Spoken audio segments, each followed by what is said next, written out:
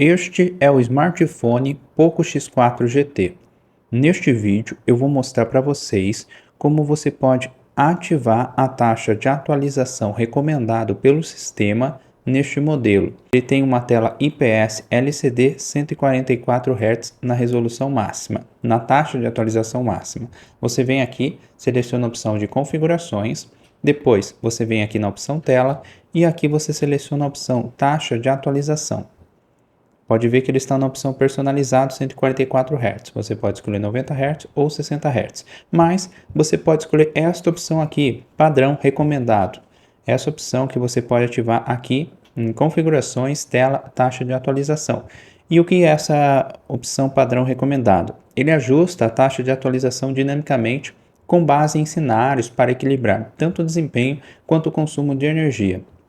É esse vídeo que eu queria mostrar para vocês. Não esqueça do seu like. Se você quiser comprar esse modelo, eu vou deixar o link na descrição do vídeo.